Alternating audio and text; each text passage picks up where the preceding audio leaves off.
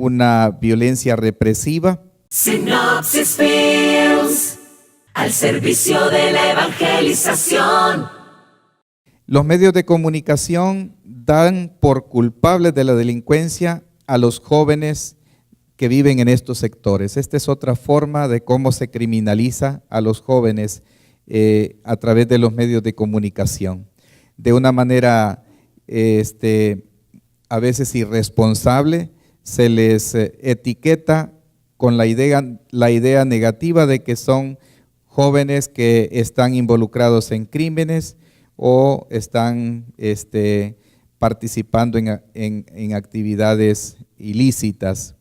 Se les etiqueta por su forma de vestir, por su música, por su lenguaje, y esto justificando la represión como algo necesario, obligatorio y urgente de parte del Estado. Entonces, se ejerce hacia muchos jóvenes de estas zonas populosas una violencia represiva. Incluso hay constancia de ejecuciones extrajudiciales en aparentes enfrentamientos. En estas zonas es donde se dan allanamientos con agresiones ilegítimas y el abuso de la fuerza. Esta es otro fenómeno, pues, de cómo se está criminalizando a la juventud. Detrás de estas políticas de seguridad, hasta hoy no se ha podido frenar la impunidad. Muchos problemas sociales del que pues están soportando juventudes son producto de que el Estado no está ofreciéndole las oportunidades que ellos requieren. Y en aquellos espacios donde sí hay algunas iniciativas como construcción de espacios deportivos, apertura de talleres de diversos oficios, promoción de actividades sanas, tienen un alcance limitado y a veces esas medidas atienden a los síntomas y no a las causas de la violencia. Mucha juventud pues necesita empleo, necesita oportunidades educativas y eso pues no es lo que puede obtener la mayoría. Ahora, ¿cómo se criminaliza a las víctimas de la violencia? Pues es innegable que estamos soportando por años un elevado número de homicidios, feminicidios, infanticidios, abusos y amenazas contra la vida y la integridad personal, delitos de orden sexual, desplazamiento forzado a nivel interno o en pocos casos hacia otros países. El número de desapariciones, la gran mayoría no se denuncia, y aquellos que sí se denuncian o que la fiscalía dice que investiga de oficio, al final no hay resultados. Y generalmente los medios de comunicación, cuando abordan estos casos, terminan diciendo de que pudo haber algún ajuste de cuentas entre pandillas o que son personas que se enfrentaron con la policía. Esta es otra manera de cómo se criminaliza a las personas que sufren homicidios. También sufren las propias familias, ¿verdad? Porque existe en la gente que si algo le pasó es porque algo debía, y eso también etiqueta negativamente a toda la familia. Definitivamente en esta demanda de cómo se criminaliza a las víctimas, pues vemos que han fracasado distintos gobiernos de distintas tendencias políticas, y ha sido la oferta que siempre les ha llevado al poder, ¿verdad? El ofrecer seguridad ha sido pues lo que de alguna manera les ha hecho ganar votos, y al final nos encontramos con que ellos han repetido las mismas políticas que no han resuelto los graves temas de nuestra nación. Tenemos frente a las víctimas también una subcultura del desprecio, de la insensibilidad y de los juicios condenatorios a las víctimas de la violencia y sus familiares, hasta el punto de negarles el derecho a la justicia, reparación y acceso a la verdad, porque no se quiere salir del círculo vicioso de la impunidad. Y a esto pues no solo tiene que ver con el Estado, tiene que ver con la forma de cómo nosotros juzgamos a las víctimas. Rápido olvidamos a las víctimas y definitivamente pues es una falla en nuestra forma de tratarles. ¿Cómo se está criminalizando a los emigrantes y a los deportados? Sabemos que mucha de nuestra gente sale del país porque está golpeada por una violencia, por una amenaza directa a sus vidas, en otros casos porque ya no tiene cómo salir de la situación extrema de pobreza, de desempleo. Y entonces a estas personas, cuando van en tránsito por otros países de Centroamérica y México, se les trata de una manera también despectiva. Y no digamos en este momento la política antimigratoria de Estados Unidos, que está lanzando todo un ataque contra esta población, y definitivamente son personas que en su paso por estos países está sometida a un montón de riesgos que no son visibilizados. Por ejemplo, existen muchos abusos de tipo sexual, de privación de libertad, de atropellos, de desapariciones. Existen muchas violaciones a los derechos humanos de parte del crimen organizado, en otros de parte de algunos agentes migratorios, y esto no se deja ver en los medios de comunicación ni en los análisis que pueden hacer estos países que están definitivamente menospreciando los derechos de esta población que está en tránsito, o cuando llegan al país de destino también allá son vistos como peligrosos, ¿verdad?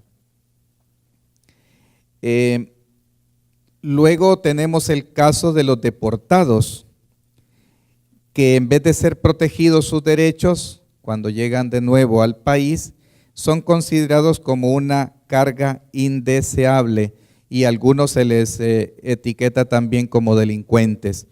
En un buen porcentaje puede ser que haya habido salvadoreños deportados que estaban involucrados en ilícitos en otros países y por esos motivos fueron expulsados, pero últimamente no se asocia directamente esa causa para la deportación, sino que solo por alguna pequeña falta o por estar en un estado irregular, entonces son personas que fácilmente pueden ser deportadas, y al venir al país, pues lamentablemente no se les acoge con las medidas de reinserción necesaria. Y se da también el caso de que en muchos territorios peligrosos, a veces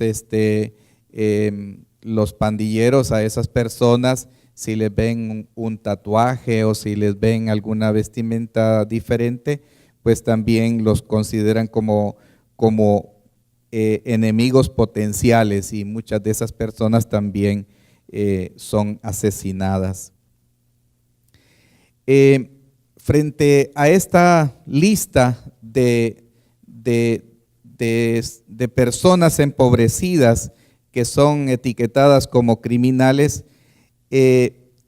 nos encontramos que la mayor ofensa a esta población es que con frecuencia los sectores bien establecidos viven alejados de las realidades de estas poblaciones sufridas, sin cambiar sus percepciones y comportamientos excluyentes. Los medios de comunicación entran solo a sacar una información, evitando al máximo sus riesgos, pero luego son capaces de dar afirmaciones de pequeñas declaraciones, ¿verdad? Y este es el comportamiento de otros sectores que, aunque no vivan en zonas populares, pero tienen un estigma, tienen una calificación extremadamente negativa para estos sectores. Ante esto, nuestra pregunta tiene que ser: ¿existe en nuestra pastoral arquidiocesana esa misma lejanía de estos sectores que están económicamente bien, políticamente seguros? ¿Puede haber una pastoral parroquial en medio de zonas populares y a la vez vivir alejados e ignorando el contacto con los victimizados, sin sentir compasión, indignación ante lo injusto, sin solidaridad? Esa es como la pregunta que nos tiene que provocar también. Seguimos trabajando a la par de los pobres y sufridos hasta el punto de mantener el reconocimiento social de ser la institución de confianza, credibilidad y apoyo para la gente. ¿Todavía tenemos esa calificación o vamos creando una pastoral que no toca esa realidad de las víctimas? Y esta pastoral de periferia pues es la que se ha desarrollado en Aparecida y también en la Alegría del Evangelio. En el documento de Aparecida 391 encontramos afirmaciones de una iglesia que está siempre reformándose, pero desde las periferias, con una renovada opción por los pobres y excluidos.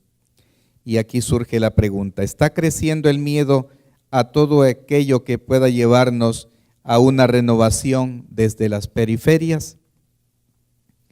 También el Papa Francisco, en esta misma sintonía, dice que nos invita a ser una iglesia pobre y para los pobres. La realidad se comprende mejor desde las periferias.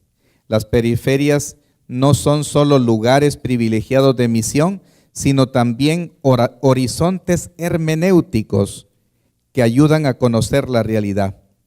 Mirando desde las periferias, denuncia la desigualdad estructural que lleva a tantas personas a vivir precariamente, en el Evangelio Gaudium número 52, y asume la causa de los excluidos por la cultura del descarte. También esos números van enfocados en esa línea. Entonces, frente a las víctimas, pues el Papa nos pide que nosotros nos posicionemos desde la periferia, desde el lugar de los pobres y excluidos. Es desde ahí donde vamos a poder tener un aporte evangelizador, pues que de verdad siembre esperanza, y desde ahí vamos a tener una mejor capacidad de respuesta. En Aparecida, desde el numeral 407 hasta el 430, enumera los rostros sufrientes del Señor. Cita a los enfermos, a los encarcelados, a los tóxico-dependientes, a los reclusos, a los migrantes, a gente en situación de calle, y yo le he agregado atención a víctimas de violencia. Aquí podemos seguir enumerando cuáles son los rostros sufrientes del Señor en cada una de nuestras iglesias locales, ¿verdad? Entonces, esto es importante que encontremos allí los desafíos para una misión permanente, cómo acercarnos a estas víctimas, cómo darles una respuesta evangélica.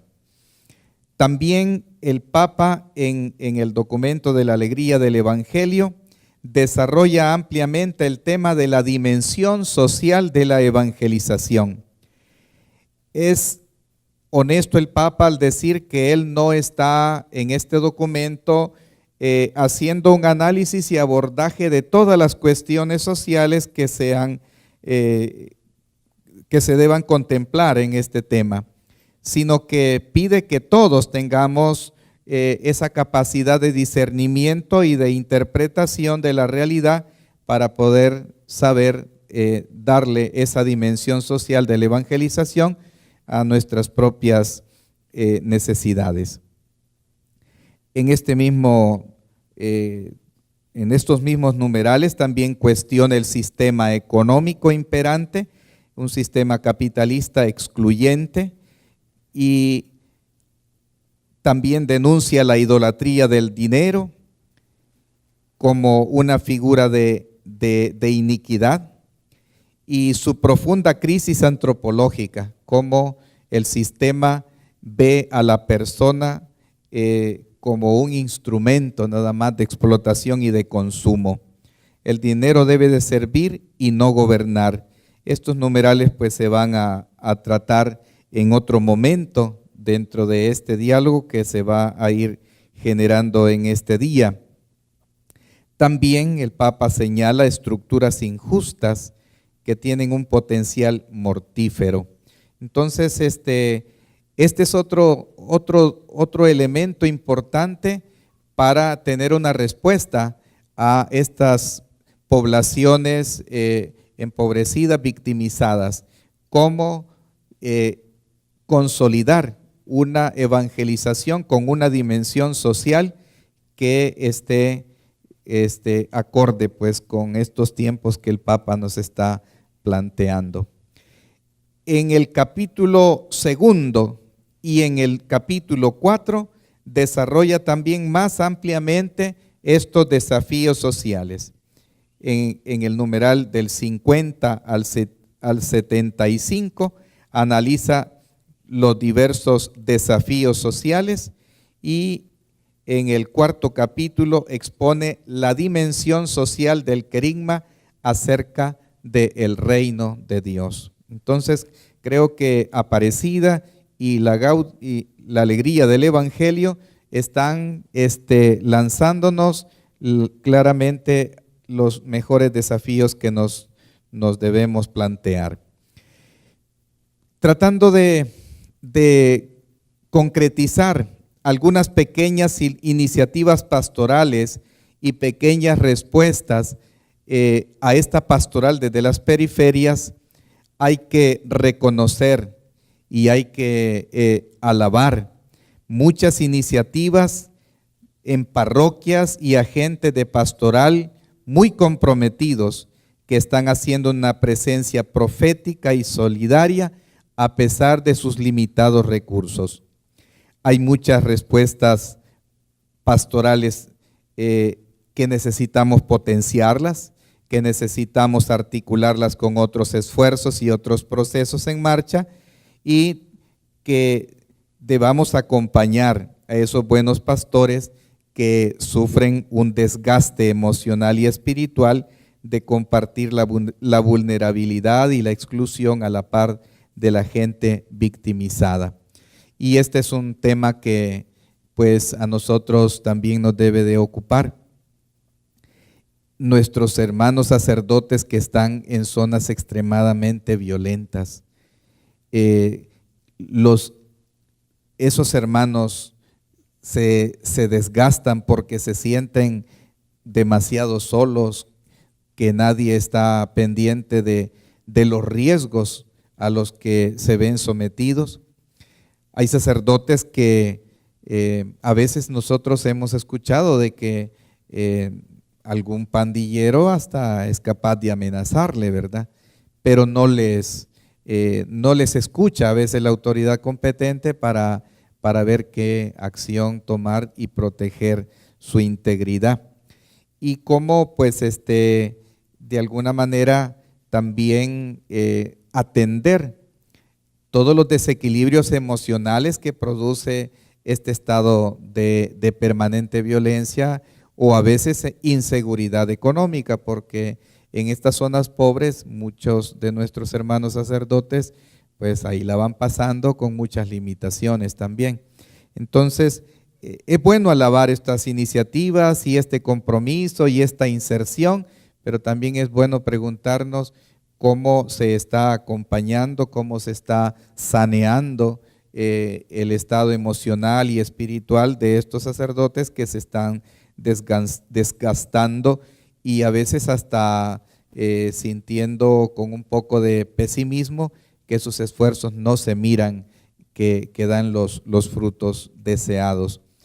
Y en algunos casos que pues más o menos hemos ido conociendo, pues son sacerdotes que terminan tan desgastados anímicamente que después están saliendo de esas parroquias y no logran después asentarse en nada. A veces salen del país, pero son situaciones que no las estamos tratando debidamente.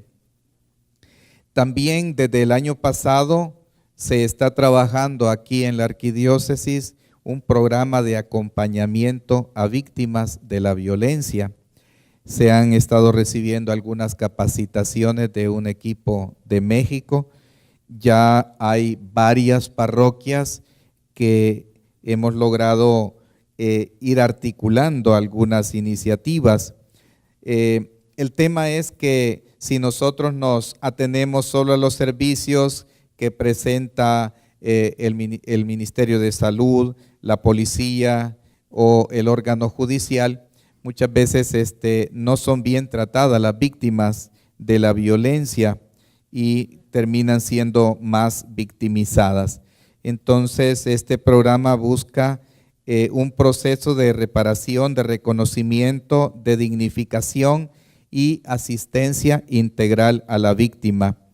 Este programa está encaminado a acompañar a la víctima de una manera confidencial, con sentido humano y cristiano, encaminado a disminuir y sanar las afecciones de la víctima de cualquier tipo de violencia. La forma de cómo se está impulsando estas atenciones es a través de centro de escucha que se selecciona en aquella zona de la parroquia o en aquel lugar de la vicaría donde haya más condiciones de seguridad.